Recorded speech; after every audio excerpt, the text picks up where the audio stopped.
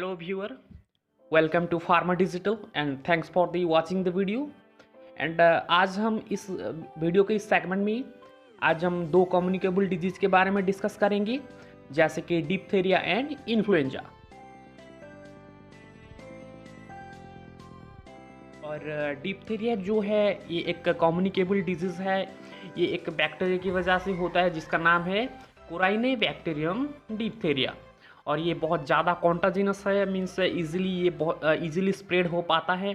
और ये life threatening भी है, मीन्स लोगों को ये मार भी सकता है, मीन्स बहुत ही ज़्यादा हार्मफुल ये बैक्टीरिया है। यहाँ पे इस पिक्चर पे देख सकते हो उसका जो स्ट्रक्चर है, जो बेसिली टाइप का स्ट्रक्चर रह रहा है कोराइनोबैक्टीरियम डिप्थेरिया का। और ये जब थ्रोट में जाता है वो उसके बाद एंट्री करने के बाद ये थ्रोट में इन्फेक्शन, थ्रोट में मल्टीप्लाई होता है, मीन्स उसका ग्रोथ डेवलपमेंट कराता है और एक केमिकल्स रिलीज करता है जिसे हम बोलते हैं एक्जोटॉक्सिन। एक्जोटॉक्सिन ये रिलीज करता है जो कि लोकली ये सिम्टम दिखाता है और घाव कराता है रेस्पिरेटरी ट्रैक्ट में। और ये एक्जोटॉक्सिन डेवलप होने की वजह से जो एपिथेलियल सेल है जो कि रेस्पिरेटरी ट्रैक्ट का, वो सिकुड़ने लगता है और एक फाइब्रिनस ग्रेस वाइट कलर का एक मटेरियल जो है वो डेवलप होने लगता है स्यूडोमेम्ब्रेन में। और ये डेवलप होने के बाद ये मेम्ब्रेन से खून भी निकलने लगता है। पिक्चर पर देखते हैं, ये हो गया वो वाइट ग्रेस मटेरियल्स जो कि मल्टीप्लाई होने के बाद ये वाइट ग्रेस एंडोटॉक्सिन रिलीज करता है। और ये एंडोटॉक्सिन जो है ये वाइट ग्रेस मटेरियल्स जो है ये फॉर्म करता है। एंड ये इस बैक्टीरिया का इंक्यूबेशन पीरियड जो है, इंक्यूबेशन पीरियड मीन्स जो उसे बॉडी के अंदर जाने के बाद उसका सिम्टम दिखाने के लिए जो टाइम चाहिए वो ज़्यादातर 3 से 4 दिन का होता है। और पाथोफिजियोलॉजी नेक्स्ट हम डिस्कस करते हैं। पाथोफिजियोलॉजी मीन्स ये कैसे धीरे धीरे उसका इन्फ्लामेशन जो है और किस किस पार्ट को ये इन्फेक्ट करता है। जैसे कि ज़्यादातर ये नोज एंड लारिंग्स, ये दो पार्ट को इन्फेक्ट करता है। सिंपली रेस्पिरेटरी ट्रैक्ट का ये दो इंपॉर्टेंट पार्ट है, नोज एंड लारिंग्स, ये इसे इन्फेक्ट करता है। और ख़ास करके ये अपर रेस्पिरेटरी ट्रैक्ट को डैमेज करता है और इन्फ्लामेशन कराता है। इसका कुछ साइन एंड सिम्टम देखते हैं। ये बैक्टीरिया से इन्फेक्ट होने के बाद फीवर होता है, वीकनेस एंड लिम्फ नोड जो है वो एनलार्ज हो जाता है। लिम्फ नोड एनलार्ज होने की वजह से नेक जो है वो स्वेलिंग होता है। एंड उसके बाद nasal discharge and highly heart rate. High heart rate means इसका टर्म है टाकीकार्डिया और स्लो हार्ट रेट मीन्स इसका टर्म है, क्लिनिकल टर्म है ब्राडीकार्डिया। एंड और भी कुछ सिम्टम्स रहता है, जैसे कि छोटे बच्चों में वो उल्टी कराता है, उसे ठंड उस बॉडी जो है वो ठंड पड़ जाता है, हेड सर दर्द कराता है, बुखार कराता है। और जैसे कि उसके बाद जो स्यूडोमेम्ब्रेन फॉर्मेशन होने के बाद, स्यूडोमेम्ब्रेन फॉर्मेशन मीन्स जो वाइट जो ग्रेस वाइट मटेरियल्स जो फॉर्म होने के बाद वो गले में दर्द पैदा करता है और हमें खाना निगलने में दर्द पैदा करता है और डिफ़िकल्टी पैदा करता है और हमें सांस लेने में भी ये दिक्कत पैदा करता है। नेक्स्ट ये कैसे ट्रांसमिट होता है, मीन्स एक इन्फेक्टेड पर्सन से और एक हेल्दी इंडिविजुअल में ये कैसे इन्फेक्ट होता है। ज़्यादातर ये जो है फाइन ड्रॉपलेट्स के थ्रू ये इन्फेक्ट होता है। और जो इन्फेक्टेड पर्सन की घाव के कॉन्टैक्ट में भी कोई इंडिविजुअल आ जाए तो भी ये उसे इन्फेक्ट कर सकता है। और बाय ऑब्जेक्ट मीन्स यहाँ पे फोमाइट बोलते हैं उसी। फोमाइट मीन्स जो इन्फेक्टेड पर्सन्स जो मटेरियल्स उसने यूज किया है, जैसे कि कपड़ा हो गया, उसका कुछ बर्तन हो गया, ये सब जो वो इन्फेक्टेड पर्सन जिस चीज़ को वो यूज किया है और एक हेल्दी इंडिविजुअल ने वो चीज़ यूज कर दी तो उसमें से भी ये बैक्टीरिया जो है वो ट्रांसमिट हो सकता है। और इससे हम बच सकते हैं बाय वैक्सीनेशंस। और the best way to prevent the diphtheria is to get vaccinated, and the diphtheria vaccine is combined with the vaccines tetanus and whooping coughs, and here the vaccine is known as DPT vaccine. D for diphtheria, P for Bordetella pertussis जो कि whooping cough कराता है, means dry कॉफ कराता है, और T for tetanus। तो यहाँ पे दो अलग अलग वैक्सीन दिए जाते हैं। एक वैक्सीन दिए जाते हैं छोटे बच्चों में और एक वैक्सीन दिए जाते हैं एडल्ट में। DTAP वैक्सीन जो है वो चिल्ड्रन में दिए जाते हैं और TDAP वैक्सीन जो है वो एडल्ट में दिए जाते हैं। यहाँ पे DTAP का फुल फॉर्म हो गया diphtheria tetanus acellular pertussis. ये वैक्सीन देते हैं चिल्ड्रन को। और TDAP means combine tetanus diphtheria acellular pertussis, ये हो गया, इस वैक्सीन को देते हैं एडल्ट में। और ये वैक्सीनेशन जो है 5 शॉट्स मीन्स 5 डोज में दिया जाता है, एक 2 महीने में, 4 महीने में, 6 महीने में, 15 से 18 महीने में, और एक लास्ट डोज जो है वो 4 से 6 साल में। और ये DPT वैक्सीन का कुछ साइड इफ़ेक्ट रहता है, जैसे कि गले में दर्द पैदा करता है, और जिस जगह पे ये इंजेक्ट किया गया है उसमें रेडनेस स्वेलिंग कराता है, हल्का सा बुखार कराता है, और allergic reaction means red patches भी ऑल ओवर द स्किन ये डेवलप करा सकता है। ये कुछ साइड इफेक्ट और नॉर्मल साइड इफेक्ट रहता है ये DPT वैक्सीन का। और हम कुछ ट्रीटमेंट भी कर सकते हैं। तो मेन जो ट्रीटमेंट है और प्रिवेंशन है वो है तो वैक्सीनेशन ही है, जो कि हमें डिप्थेरिया का जो टॉक्सिन रिलीज़ करता है और इन्फ्लामेशन कराता है उससे हमसे बचा सकता है। और एक डिप्थेरिया एंटीटॉक्सिन भी हम यूज कर सकते हैं उसका जो टॉक्सिन इफेक्ट से बचने के लिए। और ये एंटीटॉक्सिन जो है वो घोड़े का जो सीरम रहता है उससे बना हुआ होता है। और कुछ एंटीबायोटिक्स भी हम यूज कर सकते हैं जो कि बैक्टीरियल इन्फेक्शन और ग्रोथ को कम कर सकता है, जैसे कि पेनिसिलिन एंड एरिथ्रोमाइसिन। ये दो बहुत ही इंपॉर्टेंट और मोस्ट यूजेबल एंटीबायोटिक्स है जो कि डिप्थेरिया में ये इफेक्टिव, उसका इफेक्टिव बहुत ज़्यादा रहता है, मीन्स ये बैक्टीरियल ग्रोथ को रोकने में ये मदद करता है।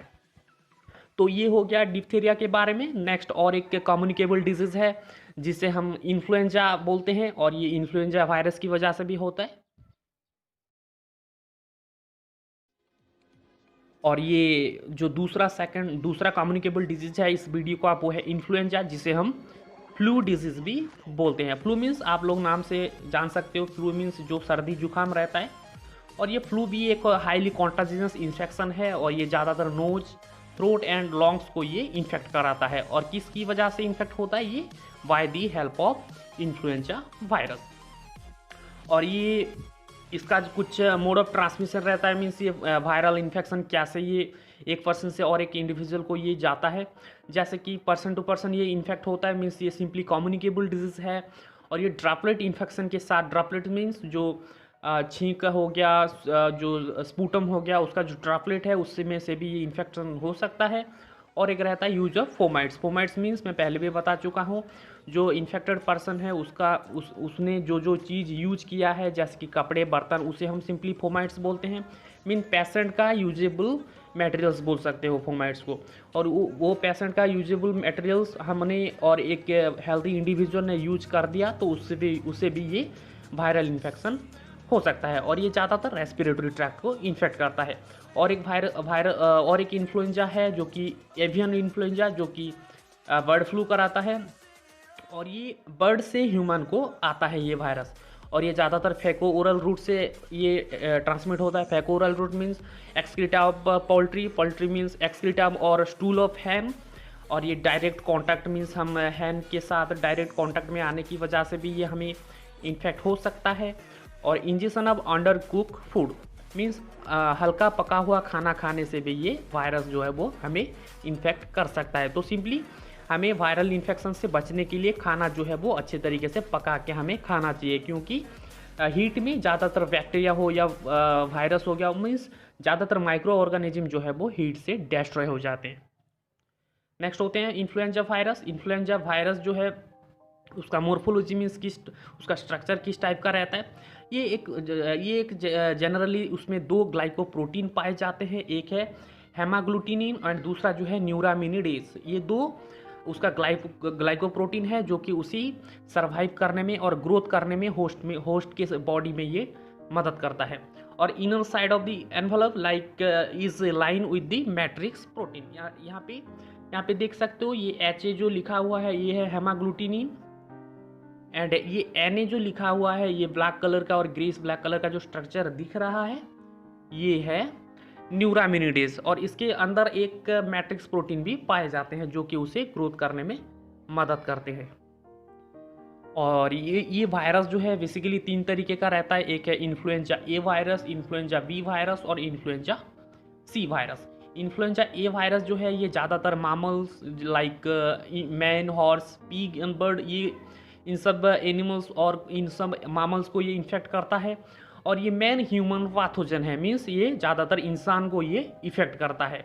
जैसे कि बर्ड फ्लू हो गया, स्वाइन फ्लू होगा, ये सब इन्फ्लुएंजा ए वायरस के कैटेगरीज में आते हैं। और इसका जो हेमाग्लूटिनिन का स्ट्रक्चर के हिसाब से 15 तरीके का रहता है, और उसका जो न्यूरामिनिडीज के हिसाब से ये 9 तरीके का रहता है। मीन्स ये टोटल काउंट किया जाए तो ये 24 टाइप्स का ये type A influenza A virus है। मीन्स उसका हेमाग्लूटिनिन का जो स्ट्रक्चर है वो अलग अलग रहता है अलग अलग वायरस में, जैसे कि H1N1 virus, H2N2 virus, H1N5 virus, ऐसे अलग अलग वायरस है। उसमें हेमाग्लूटिनिन अलग रहता है और न्यूरामिनिडीज अलग रहता है, तो उसके हिसाब से ये 15 और 9 तरीके में ये डिवाइड हुआ है। And pig and birds are believe to be particularly important reservoir. Means यहाँ पे बोला गया है कि जो सुअर है और जो पंछी हैं, ये दो है जो कि ये वायरस को कैरी करके ह्यूमन को इन्फेक्ट करते हैं। नेक्स्ट आते हैं इन्फ्लुएंजा बी वायरस के बारे में। ये it is also infect the mammals and it cause diseases, but it is not as severe as A types. Means ये ए टाइप इन्फ्लुएंजा वायरस की तरह ये ज़्यादा हार्मफुल नहीं है। Unlike influenza A virus, influenza B virus do not having distinguishable serotype. Means A virus में उसका जो हेमाग्लूटिनिन के हिसाब से 15 टाइप्स का उसका सब टाइप्स था, और न्यूरोट्रांसमिनिडीज के हिसाब से 9 टाइप्स का ये उसका सेरोटाइप्स था, लेकिन यहाँ पे कोई उसका सब क्लासिफिकेशन नहीं है। वैसे ही influenza C virus, this has only one genus species, and influenza C virus which infect humans, dogs and pigs, and sometimes it causing the both severe illness and local epidemic। यहाँ पे दो term आया epidemic. Epidemics means अगर एक state में हो या एक एरिया में हो ये इन्फेक्ट हो रहा है तो ये होता है एपिडेमिक। और एक पैंडेमिक, जैसे कि कोरोना वायरस एक पैंडेमिक डिक्लेयर हो चुका है, मीन्स ये all over the world spreading हो चुका है, मीन्स उस टर्म को बोलते हैं पैंडेमिक। तो ये इन्फ्लुएंजा सी वायरस जो है ये लेस कॉमन है, means as compare to influenza A and influenza B virus. Means यहाँ पे तुम लोगों को साफ ध्यान देना होगा कि ज़्यादातर जो स्वाइन फ्लू, बर्ड फ्लू, जितने भी फ्लू की बीमारी होता है ज़्यादातर इन्फ्लुएंजा ए वायरस की वजह से ही होता है। यहाँ पे कुछ एग्जाम्पल लेते हैं, जैसे कि H1N1 जो कि स्पेनिश फ्लू है, और स्वाइन फ्लू का भी ये कैटेगरीज है जो कि 2009 साल में ये आया था। H2N2 जिसे हम एशियन फ्लू बोलते हैं, H3N2 जो कि हांगकांग फ्लू है, H5N1 जो कि वर्ल्ड फ्लू है, 2004 में ये आइडेंटिफाई किया गया था। H797 जो है ये जोनोट्रोपिक पोटेंशियल वायरस है। H1N2 जो है endemic in humans, pigs and bird, means ये ह्यूमन, पिग एंड बर्ड को ये इन्फेक्ट करता है। ये H9N2, H7N2, H7N3 ये सब जो है ये टाइप ए इन्फ्लुएंजा वायरस है जो कि फ्लू कराते हैं मामल्स में। और इसका इंक्यूबेशन पीरियड जो है वो 1 से 4 दिन का रहता है, और जो बर्ड फ्लू कराता है उसका जो इंक्यूबेशन पीरियड है वो 2 से 5 दिन का रहता है। एंड इसका कुछ सिम्टम देखते हैं, और symptom appears after 1 to 7 days later, usually within 2 to 3 days, because the flu spread through the air and it is very infectious, and it often strike a community all at once, causing an epidemic illness। तो यहाँ पे simply तुम्हें symptoms जैसे कि body एक मतलब all over the body pain होगा, ठंड फील होगा तुम्हें, थकावट सा होगा, चेहरे में गर्मी सा फील होगा तुम्हें, और सर में दर्द होगा, उल्टी होगा, एंड वोमिटिंग भी ये कराएगा। यहाँ पे 2 टर्म है, नाउजिया और एक है वोमिटिंग। नाउजिया मीन्स तुम्हें उल्टी सा महसूस होगा, और वोमिटिंग मीन्स उल्टी कराएगा। ये बेसिक डिफरेंट रहता है नाउजिया एंड वोमिटिंग का। और इसका और भी कुछ सिम्टम रहता है। तो पहले ये 2 से 4 दिन के अंदर ये जो है बॉडी में दर्द, सर में दर्द, ये सब स्टार्ट होने लगता है, एंड 2 से 4 दिन के बाद ये रेस्पिरेटरी ट्रैक्ट को ये मतलब रेस्पिरेटरी ट्रैक्ट को इन्फेक्ट करने लगता है। और ज़्यादातर रेस्पिरेटरी ट्रैक्ट को पहला जो सिम्टम है इन्फेक्ट करने के बाद वो होता है dry cough, and most people also develop a sore throat. Sore throat means एक गले में भी दर्द पैदा करेगा, सर में दर्द पैदा करेगा। Runny nose means nasal discharge and sneezing are commons. And other symptoms में include loss of appetites means तुम्हें भूख नहीं होगा, और मसल्स में पेन होगा, and stuffy congested nose means तुम्हें इन्हालेशन करने में ये दिक्कत पैदा करेगा, और बहुत ज़्यादा ये स्वेटिंग भी कराता है। ये हो गया बेसिक सिम्टम्स ऑफ फ्लू और इन्फ्लुएंजा। इसकी वजह से ये जो इन्फ्लुएंजा वायरस है और फ्लू वायरस है, ये कुछ दिक्कत भी पैदा कर सकता है और कई सारी बीमारियों का ये कारण भी बन सकता है, जैसे कि pneumonia, encephalitis means infection of the brain, bronchitis means bronchus को इन्फेक्ट करेगा, साइनस इन्फेक्शन मीन्स ये साइनस को इन्फेक्ट करेगा, and then last one is ear infection mean ear को भी इन्फेक्ट करता है। मीन्स यहाँ पे साफ देख सकते हो ये कॉम्प्लिकेशन को ऑब्जर्व करके कि ये कितना हाईली स्प्रेडेबल एंड कितना ये हाईली डेंजरियस वायरस है। और इन्फ्लुएंजा से बचने के लिए और फ्लू से बचने के लिए हमें 2 वैक्सीन लेना होता है, एक है फ्लू शॉट और दूसरा जो है नाजल स्प्रे फ्लू वैक्सीन। ये फ्लू शॉट जो है ये इनएक्टिवेटेड वैक्सीन है, मीन्स यहाँ पे जो वायरस को कील फॉर्म में ये यूज किया होता है, and that is given in a needle usually in the arm में ये इंजेक्ट किया जाता है, ये inactivated flu shot vaccine. And the flu shot is approve for use in people older than 6 month including healthy peoples and people with chronic medical condition. तो simply यहाँ पे लगभग 6 महीने से बड़े जो इंडिविजुअल हैं उसमें ये फ्लू शॉट दिया जा सकता है। एंड दूसरा जो है नाजल स्प्रे फ्लू वैक्सीन, ये जो है फ्लू शॉट में क्या होता था, ये कील वायरस था, यहाँ पे लाइव वायरस मीन जिंदा वायरस ये यहाँ पे यूज होता है as a in the form of vaccine.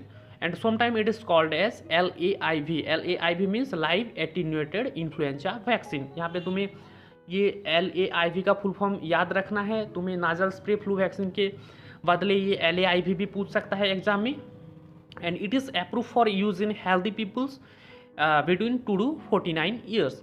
और एज मीन्स यहाँ पे देखो ये फ्लू शॉट में क्या होता था, लगभग 6 साल के बच्चे में यूज होता था, लेकिन यहाँ पे जो नाजल स्प्रे फ्लू वैक्सीन है जो कि लाइव वायरस यहाँ पे है वैक्सीन में, तो ये 2 से 50 लगभग 50 साल के आसपास के लोगों में ये यूज होता है। लेकिन प्रेगनेंसी केस में ये यूज नहीं होता क्योंकि ये टेराटोजेनिसिटी डेवलप करा सकता है। टेराटोजेनिसिटी मीन्स जो फोइटस है उसे इन्फेक्ट कर सकता है।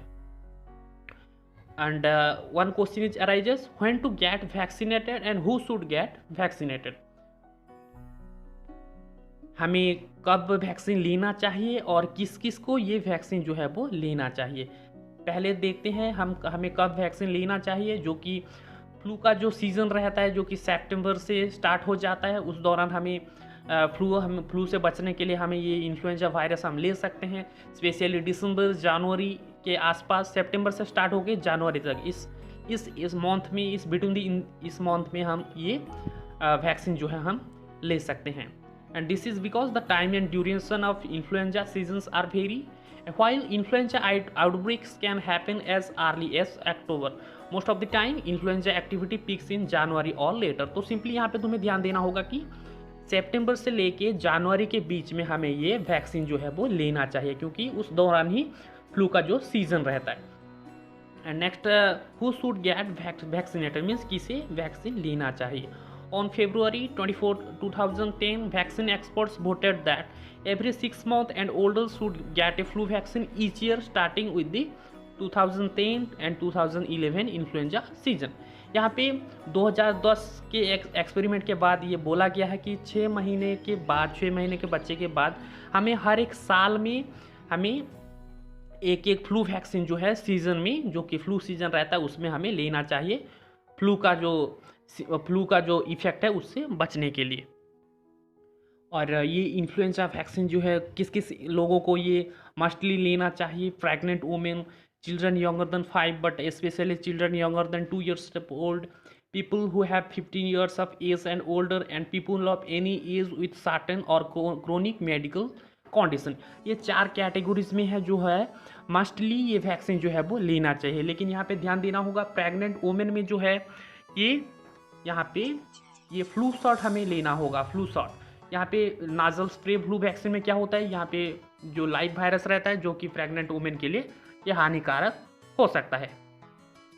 नेक्स्ट देखते हैं कौन कौन जो है ये वैक्सीन जो है वो नहीं लेना चाहिए। People who have a severe allergy to chicken eggs means chicken eggs से जिसे एलर्जी है वो वैक्सीन नहीं ले सकता। And people who have had a severe reaction to an influenza vaccine, अगर उसे पहले काफ़ी दिया गया है और उसे एलर्जी हुआ है तो उसे दोबारा नहीं दे सकते। और children less than 6 month of age means ये वैक्सीनेशन कराने के लिए एक चिल्ड्रन का मस्ट 6 महीने का उसका एज होना बहुत ही ज़रूरी है। And people who have a moderate to severe illness with a fever means हम बुखार और कुछ मेडिकल क्रोनिक कंडीशन अगर हुआ है उस इंडिविजुअल को भी हम ये इन्फ्लुएंजा वैक्सीन नहीं दे सकते। और ये फ्लू को हम रोक सकते हैं कुछ प्रिवेंटिव मेजर्स हम एडॉप्ट करके। And influenza is the only respiratory virus preventable by vaccination. And हम हाथ सैनिटाइजिंग करके और हैंड वॉश करके हम वायरस का जो इन्फेक्शन है उसे रोक सकते हैं। And during sneezing we cover our mouth and nose and don't touch our face after sneezing. And then as much as we smiling and the laughter, as we know the laughter is the best medicine in the world for getting a better health. Then eat healthy means nutrition content food we must be taken. Then proper exercise to remove the stress and maintain the physique of our body. And then stay home until your fever is gone for 24 hours without using fever reducing medicine. हमें बुखार होने के बाद लगभग 24 घंटे तक हमें घर पे रहना चाहिए। और बुखार मतलब कम होने के बाद भी हमें 24 घंटे तक हमें बाहर नहीं जाना चाहिए। और ये जो चेकिंग है हम करेंगे विदाउट यूजिंग ऑफ मेडिसिन। और हम कुछ ट्रीटमेंट ले सकते हैं जैसे कि जिसे फ्लू का इफ़ेक्ट हुआ है उसे रेस्ट दे सकते हैं। प्लेंटी ऑफ वाटर हमें उसे ड्रिंक करने के लिए बोल सकते हैं। अल्कोहल टोबैको जैसी चीज़ को हम अवॉइड कर सकते हैं और ये यूज़ करेंगे तो कॉम्प्लिकेशन बढ़ सकता है।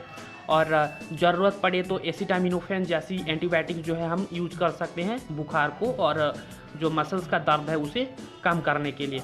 और ख़ास करके चिल्ड्रन एंड टीनेजर में जो कि फ्लू सिम्टम डेवलप हुआ तो हम और टेम्परेचर और बुखार हुआ तो हम उस दौरान हमें एस्पिरिन नहीं लेना चाहिए, क्योंकि एस्पिरिन एक ऐसी ड्रग है जो कि ज़्यादातर कॉमनली यूज होता है एक एनाल्जेसिक और पेन किलर के हिसाब से। लेकिन ये हमें इन्फ्लुएंजा और वायरल खास करके वायरल इन्फेक्शन के दौरान नहीं लेना चाहिए, क्योंकि ये कॉम्प्लिकेशन और बढ़ा सकता है। And since influenza is caused by virus antibiotics have no effect on the infection unless prescribe for secondary infection such as bacterial pneumonia. यहाँ पे बोला गया है कि वायरस इन्फ्लुएंजा जो है वो वायरस की वजह से होता है। इसकी वजह से एंटीबायोटिक्स ड्रग जो है वो ज़्यादातर बहुत ज़्यादा इफेक्ट नहीं कर पाता और इफेक्ट तो नहीं दिखाता उल्टा ये और भी कॉम्प्लिकेशन बढ़ा सकता है। तो सिंपली यहाँ पे एक चीज़ ध्यान देना होगा कि फ्लू का जो सिंपल जो हम उसे छुटकारा पाने का एक ही तरीका है वो है proper vaccination in proper time. So this is all about the communicable disease, influenza virus or flu virus and diphtheria. Hope you enjoy the topic. Have a good day. Thank you.